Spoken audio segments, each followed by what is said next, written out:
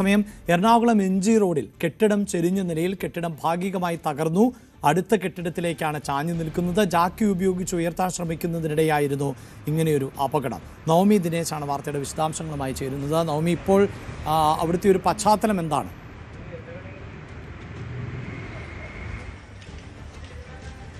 അഭിലാഷ്, ഞാനിപ്പോൾ ആ ബിൽഡിംഗിന്റെ മുന്നിലാണുള്ളത്. നമുക്ക് ആ ബിൽഡിംഗിന്റെ കൂടുതൽ വിശദാംശങ്ങളിലേക്ക് വരാം. അതിനു മുൻപ് നമ്മളോടൊപ്പം കൌൺസിലർ ചേരുന്നുണ്ട്.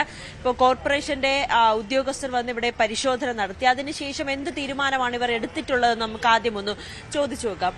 കൌൺസിലർ, ഇപ്പോൾ എന്ത് തീരുമാനമാണ് ഇപ്പോൾ എടുത്തത്? കോർപ്പറേഷന്റെ ഉദ്യോഗസ്ഥർ വന്ന് പരിശോധിച്ച ശേഷം അതെല്ലാം വിലയിരുത്തിയ ശേഷം ഇപ്പോൾ ഒരു തീരുമാനം ഞങ്ങൾ എടുത്തിരിക്കുന്നത്, ഇതിന്റെ ഓണർ ഇതുവരെ ഇവിടെ വന്നിട്ടില്ല. അയാളെ കണ്ട ശേഷം ഞങ്ങൾ അയാൾക്കൊരു നോട്ടീസ് കൊടുക്കും അടിയന്തരമായിട്ട്. ഇത് ഒരു രീതിയിൽ ഇത് പ്രൊസീഡ് ചെയ്യാൻ പറ്റില്ല.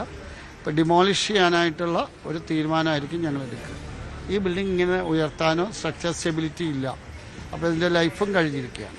അപ്പോൾ അതുകൊണ്ട് ഒരു കാരണവശാലും ഇത് തുടർന്ന് ഉയർത്താനോ ബലപ്പെടുത്താനോ പറ്റാത്ത ഒരു അവസ്ഥയുള്ളതുകൊണ്ട് പൊളിക്കണം എന്നുള്ള ഒരു തീരുമാനമായിരിക്കും ഞങ്ങൾ സ്റ്റോപ്പ് ഓർഡർ കൊടുത്തിട്ട് തീരുമാനിക്കുന്നത്. ഇത് എത്ര വർഷമായി കാണും ഈ ബിൽഡിംഗ് പണിതിട്ട്?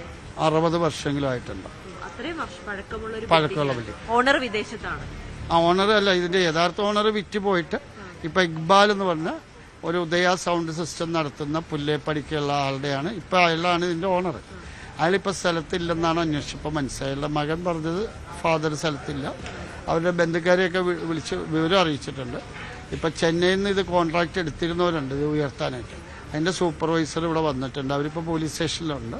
പക്ഷെ ഞങ്ങളുടെ കോർപ്പറേഷന്റെ തീരുമാനം ഇത് ഇനിയിപ്പോൾ സ്റ്റെബിലിറ്റി കൊടുക്കാൻ പറ്റില്ല, സ്ട്രക്ചറിന് അതിൻ്റെ ഇതില്ല, ബലക്ഷയമുള്ളതുകൊണ്ട് പൊളിച്ചു കളയാനായിട്ടുള്ള തീരുമാനത്തിലേക്കാണ് എടുക്കാൻ പോകുന്നത്. വലിയൊരു അപകടമാണ് ഒഴിഞ്ഞു മാറിയത്. കാരണം അത് അത്രയും നേരം ഇവിടെ ജീവനക്കാരുണ്ടായിരുന്നു അല്ലേ? ബാങ്കാണ് തൊട്ട് അഡ്ജസ്റ്റന്റ് ആയിട്ട്. അവരുടെ ബാത്റൂമിലേക്കാണ് ഇതിപ്പോൾ ഇങ്ങനെ കയറിപ്പോയേക്കുന്നത്. എന്തോ ഭാഗ്യത്തിന് ഒന്നും കാഷ്വാലിറ്റി ആയിട്ടൊന്നും ഉണ്ടായില്ല. ബിൽഡിങ്ങിന് ഡാമേജ് വന്നു. എന്തായാലും പൊളിക്കും. ഇത് ഈ നിലയിൽ പ്രൊസീഡ് ചെയ്യാൻ പറ്റില്ല എന്ന് പറഞ്ഞിട്ട് അങ്ങനെ ഇപ്പോൾ superintending engineer, assistant engineer, overseer, assistant executive engineer corporation ഉണ്ടായിരുന്നു. പോലീസിന്റെ ഉദ്യോഗസ്ഥന്മാരും ഉണ്ടായിരുന്നു. ഫയർഫോഴ്സ് ഇന്നലെ വന്നു. അപ്പോൾ ഞങ്ങളുടെ ഒരു കൺക്ലൂഷൻ, ഇത് ഉടനെ സ്റ്റോപ്പ് മെമ്മോ കൊടുത്തിട്ട് ബിൽഡിംഗ് പൊളിപ്പിക്കാനുള്ള ഒരു തീരുമാനം എടുക്കും. കേട്ടോ മോളെ? അഭിലാഷ്, കൌൺസിലറാണ് ഇത്രയും നേരം കാര്യങ്ങൾ വിശദീകരിച്ചത്. എന്തായാലും ഈ ബിൽഡിംഗ് പൊളിക്കുക എന്നത് തന്നെയാണ് ഉദ്ദേശം. അതിനപ്പുറത്തേക്ക് യാതൊരു വിധത്തിലുള്ള കൺസ്ട്രക്ഷനും ഇവിടെ നടത്താൻ കഴിയില്ല എന്ന് കോർപ്പറേഷൻ നിർദ്ദേശം നൽകിയിട്ടുണ്ട്. ഇനി നമുക്ക് ഈ ബിൽഡിംഗിന്റെ ദൃശ്യങ്ങളിലേക്ക് വരാം. അതേ അഭിലാഷി കാണുന്നുണ്ടോ? ഇത് ഉയർത്താൻ വേണ്ടി, കാരണം നമുക്കറിയാം MG റോഡാണ്. MG റോഡ് ജോസ് ജംഗ്ഷനിലാണ് ഈ ബിൽഡിംഗ് സ്ഥിതി ചെയ്യുന്നത്. കൊച്ചിയുടെ ഹൃദയ നഗരം എന്ന് തന്നെ നമുക്ക് MG റോഡിനെ പറയാം. ഇവിടെ ഒരു മഴ വന്നു കഴിഞ്ഞാൽ വെള്ളക്കെട്ടുണ്ടാകുന്ന സ്ഥലമാണ്. അങ്ങനെ വർഷങ്ങളായി ഈ വീടും ഇതിന്റെ പരിസരമൊക്കെ വെള്ളക്കെട്ടുണ്ടാകുമായിരുന്നു. അങ്ങനെയാണ് ഈ വെള്ളക്കെട്ടിൽ നിന്നും രക്ഷ നേടാൻ വേണ്ടി ഇത് ഉയർത്തുന്ന ഒരു ഈ പ്രൊസീജിയർ നടക്കുകയായിരുന്നു. അതിന്റെ ഒരു നിർമ്മാണം നടക്കുന്നതിനിടയിലാണ് ഇത്തരത്തിൽ ഈ ഒരു ഭാഗത്തേക്ക് ഈ ബിൽഡിംഗ് ചെരിഞ്ഞിരുന്നു പോയത്. അതിന്റെ തൊട്ടടുത്ത് തന്നെ വലിയ വലിയ കെട്ടിടങ്ങളുണ്ട്. അവിടെയൊക്കെ ഈ ബാങ്കുണ്ട്, മറ്റ് സ്ഥാപനങ്ങളുണ്ട്. ഇവിടെയൊക്കെ നിരവധി ജീവനക്കാർ ജോലി ചെയ്യുന്ന ഇടമാണ്, ആളുകളുള്ള ഇടമാണ്. അപ്പോൾ ഈ ബിൽഡിംഗ് കുറച്ചുകൂടി ചെരിഞ്ഞിരുന്നെങ്കിൽ തൊട്ടടുത്തുള്ള ബിൽഡിംഗിലേക്ക് അത് വരികയും വലിയൊരു അപകടം ഉണ്ടാകുന്ന ഒരു സാഹചര്യമായിരുന്നു. എന്തായാലും അതെല്ലാം ഒഴിവായി. അത് വലിയ ആശ്വാസമായി തന്നെ നമുക്ക് അതിനെ പറയേണ്ടിയിരിക്കുന്നു. ഇത് ഈ ഉയർത്തുന്നതിന് വേണ്ടിയിട്ടുള്ള പ്രവർത്തികൾ നടന്നുകൊണ്ടിരിക്കുകയായിരുന്നു. ഒരു 4 അടിയോളം ഉയർത്തിയതിനു ശേഷം അവിടെ ബാക്കി സിമന്റ് ഇട്ട് ഈ വെള്ളക്കെട്ട് ഈ ബിൽഡിങ്ങിനെ സൂചിപ്പിക്കുന്ന പോലെ ജാക്കികൾ ഉപയോഗിച്ചുകൊണ്ട് വീടുകൾ ഉയർത്തുക എന്നത് ഇപ്പോൾ പലയിടങ്ങളിലും വെള്ളക്കെട്ടൊക്കെ ഉള്ള ഇടങ്ങളിലെ ഒരു രീതിയാണ്. അവിടെ പലപ്പോഴും ഈ കമ്പനികൾ തന്നെ അതിൻ്റെ ഒരു സെക്യൂരിറ്റിയും സുരക്ഷയും ഒക്കെ ഏറ്റെടുക്കുകയും ഒപ്പം ഈ വീട് ഉയർത്തുന്നതുമായി ബന്ധപ്പെട്ട ചെലവുകൾക്ക് അതിന് സാധാരണ നിലയിൽ അവർ ആ വീടിൻ്റെ സുരക്ഷ, അതായത് ഏതെങ്കിലും തരത്തിൽ അപകടത്തിൽപ്പെട്ടാൽ അത് അവർ തന്നെ നിർമ്മിച്ചു നൽകുമെന്ന തരത്തിലൊക്കെയുള്ള എഗ്രിമെൻറ്റുകളാണ് വരാറുള്ളത്. ഇവിടെ ഇപ്പോൾ എന്താണ് എഗ്രിമെൻറ്റുകൾ എന്നൊന്നും അറിയില്ല. പക്ഷേ ഈ കമ്പനി അധികൃതരൊന്നും അവിടെ ഇല്ല എന്നല്ല മനസ്സിലാക്കേണ്ടത്. അത് മാത്രമല്ല, ഇപ്പോൾ നവമി നിൽക്കുന്ന പ്രദേശം പോലും അങ്ങേറ്റ അപകടകരമാണ്. അത്രയുമൊക്കെ ചേർന്ന് നിന്ന് റിപ്പോർട്ട് ചെയ്യുക എന്നത് പോലും ഒരു പക്ഷേ അപകടകരമാണ്. നമ്മൾ സുരക്ഷിതമായി തന്നെ ഈ വാർത്ത പങ്കുവച്ചാൽ മതി.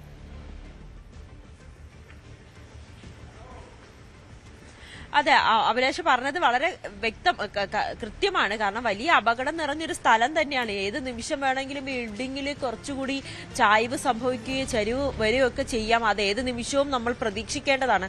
അതുകൊണ്ട് തന്നെയാണ് പെട്ടെന്ന് തന്നെ സ്റ്റോപ്പ് മെമ്മോ കൊടുത്ത് ഈ ബിൽഡിംഗ് പൂർണ്ണമായും പൊളിച്ചു നീക്കണം എന്നൊരു നിർദ്ദേശത്തിലേക്ക് മുനിസിപ്പാലിറ്റി എത്തിയതും അതിന്റെ ഒരു അടിസ്ഥാനത്തിൽ തന്നെയാണ് വലിയൊരു അപകടം ഉണ്ടാകാതിരിക്കുക എന്നത് തന്നെയാണ് കോർപ്പറേഷനും ലക്ഷ്യം വെക്കുന്നത്. ഈ കമ്പനി ചെന്നൈ ആസ്ഥാനമായി പ്രവർത്തിക്കുന്ന ഒരു കമ്പനിയാണ് ഈ പ്രവർത്തികൾ നടത്തുന്നത്. അവരിപ്പോഴും പറയുന്നത് ഈ ബിൽഡിങ്ങിനെ പൂർണ്ണ അവസ്ഥയിലേക്ക് കൊണ്ടുവരാൻ കഴിയുമെന്നാണ്. പക്ഷെ ഇനി അതിനുള്ളൊരു റിസ്ക് എടുക്കേണ്ടതില്ല എന്നാണ് കോർപ്പറേഷൻ പറയുന്നത്. കാരണം അത്രയും താഴ്ന്ന ഒരു പ്രദേശമാണ്, വെള്ളക്കെട്ട് നിറയുന്ന ഒരു പ്രദേശമാണ്. ഈ ബിൽഡിങ്ങിനെ എത്രമാത്രം അപകടത്തോടു കൂടിയാണ് നിൽക്കുന്നതെന്ന് നമുക്ക് ഈ ദൃശ്യങ്ങൾ തന്നെ വ്യക്തമായി കാണാൻ കഴിയും. അതുകൊണ്ട് ഇതിന്റെ പ്രാഥമിക പരിശോധനയിൽ തന്നെ ഇനി ഇതുമായിട്ട് മുന്നോട്ട് പോകേണ്ടതില്ല, ഈ ബിൽഡിംഗുമായിട്ട് മുന്നോട്ട് പോകേണ്ടതില്ല എന്നൊരു തീരുമാനത്തിലേക്ക് കോർപ്പറേഷൻ എത്തി നിൽക്കുന്നു. അതുകൊണ്ട് തന്നെ ഇനി ആ കരാർ കമ്പനിയുമായി സംസാരിച്ച ശേഷം കൂടുതൽ നടപടികളിലേക്ക് കടക്കാമെന്നാണ് തീരുമാനിച്ചിരിക്കുന്നത്. നിരവധി കെട്ടിടങ്ങളുള്ള വേറൊരു വ്യക്തി ഇവിടെ ചേരുന്നുണ്ട്. ചേട്ടാ, ഇത് എന്റെ പേര് ആഷിഖ് എന്നാണ്. എന്റെ കമ്പനിയുടെ ഒരു ഒപ്റ്റിയം ബിൽഡേഴ്സ് ആണ്. ഞാൻ കേരള ബേസ് ചെയ്ത കമ്പനിയാണ്. എനിക്ക് ലിഫ്റ്റിംഗ് ചെയ്യുന്ന വർക്കാണ്. ഞാനിതിവിടെ ഇതെന്തുകൊണ്ടാണ് സംഭവിച്ചതെന്ന് അറിയാൻ വേണ്ടി ഞാൻ വന്നു നോക്കിയതാണ്. ഞാനിവിടെ കാണുന്നത് എന്താന്ന് പറഞ്ഞാൽ ചെന്നൈ ബേസ് ചെയ്തൊരു കമ്പനിയാണെന്നാണ് ഇവർ അന്വേഷിച്ച് ചെന്നൈ ബേസ് കമ്പനി ചെയ്യുന്ന അറിഞ്ഞത്.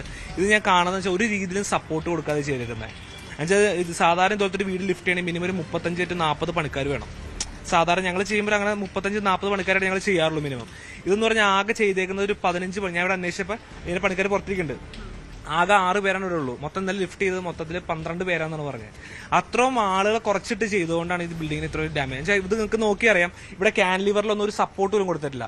സാധാരണ ഇതിൽ ക്യാൻലിവർ ഇവിടെ ഇതിന്റെ മുകളിലെല്ലാം ജാക്കി കൊടുത്തിട്ടാണ് ചെയ്യുന്നത്. എന്നുവെച്ചാൽ വീട് ഒരേ ടൈമിൽ പൊക്കിയാലാണ് അതിന് കറക്റ്റ് അടിച്ച് പൊങ്ങുള്ളൂ. ഇത് ഒരു രീതിയിൽ സപ്പോർട്ട് കൊടുക്കാതെ ചെയ്തേക്കുന്നത്. ആകെ 13 പേരോ ചെയ്ത് എങ്ങനെ പൊക്കാനാ ഇത്രയും വലിയ ബിൽഡിങ്?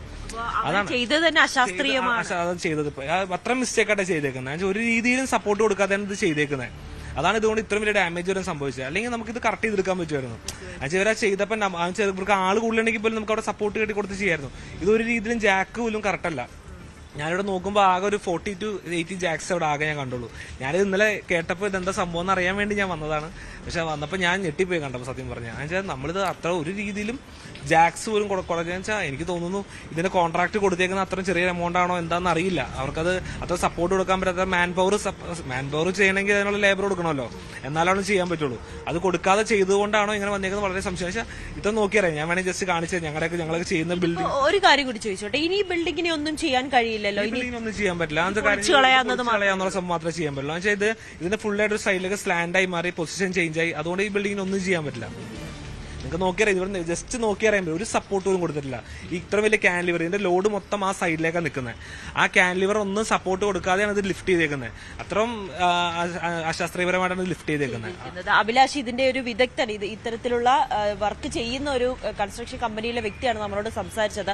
അദ്ദേഹം ഇവിടെ വന്ന് പരിശോധിച്ചപ്പോൾ തന്നെ മനസ്സിലായി, പ്രാഥമികമായിട്ടുള്ള ഈ ഒരു നിരീക്ഷണത്തെ തന്നെ പഴക്കത്തെ കുറിച്ച് നേരത്തെ കൗൺസിലർ സംസാരിച്ചല്ലോ. ഇത്രയും പഴക്കമുള്ള കെട്ടിടങ്ങളൊക്കെ ഈ നിലയിൽ ഉയർത്തുക എന്നത് സാധ്യമാണോ? അത്തരം പരിശോധനകളൊക്കെ നടത്തിയതിന് ശേഷമല്ലേ ഈ കമ്പനികൾ കരാറിൽ ഏർപ്പെടുക? ഈ സംസാരിച്ച വ്യക്തിക്ക് അതിലൊക്കെ വ്യക്തത ഉണ്ടോ?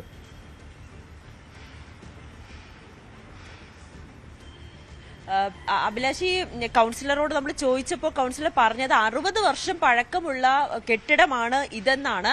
അത് നമുക്ക് കൂടുതൽ വ്യക്തത വരുത്തേണ്ടി വരും. അങ്ങനെയാണെങ്കിൽ അത്രയും വർഷം പഴക്കമുള്ളൊരു കെട്ടിടത്തെ ഇങ്ങനെ ഉയർത്തുന്നത് എങ്ങനെയാണ്? അതിന്റെ പാലിക്കേണ്ട നിയമങ്ങളെല്ലാം പാലിച്ചുകൊണ്ട് തന്നെയാണോ ഈ ചെന്നൈ ബേസ്ഡ് കമ്പനി ഇത്തരം പ്രവർത്തികൾ നടത്തിയതെന്ന് നമ്മളും സംശയിക്കുന്നുണ്ട്. കാരണം 60 വർഷം പഴക്കമുള്ളൊരു കമ്പനി എങ്ങനെയാണ്, 60 വർഷം പഴക്കമുള്ളൊരു ബിൽഡിംഗ് അതെങ്ങനെയാണ് യാതൊരു സുരക്ഷയും ഇല്ലാതെ അല്ലെങ്കിൽ കുറഞ്ഞ ആളുകളെ വെച്ച് ഇങ്ങനെ ഉയർത്താൻ സാധിക്കും എന്ന ചോദ്യമാണ് ഇവിടെയും ബാക്കിയാകുന്നത്. എന്തായാലും കോർപ്പറേഷൻ തന്നെ ഇതിൽ കൂടുതൽ കാര്യങ്ങൾ ഇടപെട്ട് ഇന്നലെ അഗ്നിരക്ഷാ ശമന സേന ഇവിടെ എത്തി. അവർ വന്ന് പരിശോധിച്ചപ്പോൾ തന്നെ ഈ ബിൽഡിംഗ് ഇനി ഇതിൽ ഒന്നും തന്നെ ചെയ്യരുത്, ഇത് പൊളിച്ചു മാറ്റുക എന്ന നിർദ്ദേശമാണ് കരാറുകാരന് നൽകുകയും ചെയ്തത്. എന്തായാലും കരാറുകാരനടക്കം ഇന്ന് പോലീസ് സ്റ്റേഷനിൽ ഹാജരായിട്ടുണ്ട്. പോലീസ് ഇതിൽ കേസ് രജിസ്റ്റർ ചെയ്തിട്ടുണ്ട്. കാരണം വലിയ അപകടമാണ് തലനാരിഴയ്ക്ക് ഒഴിവായത്. ഇവിടെ അത്രയും നേരം ഇവിടെ ജോലിക്കാരുണ്ടായിരുന്നു. 6 മണിയോടുകൂടിയാണ് ഈ സംഭവം നടക്കുന്നത്. അപ്പോൾ ജോലിക്കാർ ഇവിടെ നിന്ന് പോയതിന് പിന്നാലെയാണ് ഈ ബിൽഡിംഗിൽ ഇത്രയും വലിയൊരു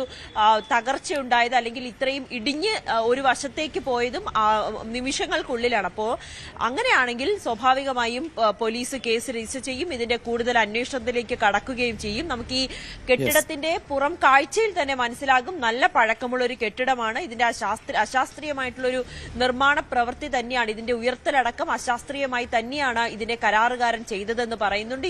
ഇതിന്റെ ഉടമസ്ഥൻ ഇപ്പോൾ വിദേശത്താണ്, അദ്ദേഹം നാട്ടിലില്ല. അദ്ദേഹത്തെ ഉടനെ ഇതുമായി ബന്ധപ്പെട്ട കാര്യങ്ങൾ ചർച്ച ചെയ്യുന്നതിന് വേണ്ടി വരാൻ നിർദ്ദേശിച്ചിട്ടുണ്ട്. ഈ ബിൽഡിംഗ് പൊളിക്കുക എന്നത് തന്നെയാണ് നിലവിൽ ആയിട്ട് എടുത്തിരിക്കുന്ന തീരുമാനവും. അഭിലാഷ്, സംസ്ഥാനത്ത് പലയിടങ്ങളിലും ഇത്തരത്തിൽ വീടുകൾ ഉയർത്തിക്കൊടുക്കുന്ന ഏജൻസികൾ പ്രവർത്തിക്കുന്നുണ്ട്. അവർ ശാസ്ത്രീയമായ പരിശോധനയൊക്കെ പൂർത്തിയാക്കിയതിനു ശേഷം ഇൻഷുർ ചെയ്തതിനു ശേഷമൊക്കെയാണ് ഇത്തരം പ്രവൃത്തികളിൽ ഏർപ്പെടാറുള്ളത്. അതായത് ഏത് വീടാണോ ഈ ഉയർത്താൻ നൽകുന്നത് ആ ഉടമയ്ക്ക് കൃത്യമായ ഉറപ്പ്, എന്തെങ്കിലും തരത്തിൽ വീടിന് കേടുപാടുകൾ സംഭവിച്ചാൽ അത് ഉൾപ്പെടെ മാറ്റി നൽകും എന്ന തരത്തിലുള്ള കരാറുകളിൽ ഏർപ്പെടുന്നതാണ് നമുക്ക് ഇതുവരെയുള്ള അറിവുകൾ. പ്രത്യേകിച്ച് വെള്ളക്കെട്ടുള്ള പ്രദേശങ്ങൾ, പിന്നീട് വേറെ നിർമ്മിതികൾ, അതായത് തൊട്ടു ചേർന്ന് റോഡ് ഉയരത്തിൽ പോവുക, അങ്ങനെയൊക്കെയുള്ള സാഹചര്യത്തിൽ ചില വീടുകൾ കുഴിയിൽ ആയി പോകുന്ന സാഹചര്യമുണ്ട്. അവിടെ പുതിയൊരു വീട് നിർമ്മിക്കാൻ സാമ്പത്തിക ശേഷി ഇല്ലാത്തവർ ആണ് ഈ വീട് ഉയർത്തുക എന്നതിലേക്ക് പോകുന്നത്. അങ്ങനെ നിരവധിയായ വീടുകൾ കേരളത്തിൽ അങ്ങനെ ഉയർത്തിയിട്ടുണ്ട്. പല ഏജൻസികളും ഇപ്പോൾ ഇത്തരം ജോലികളിൽ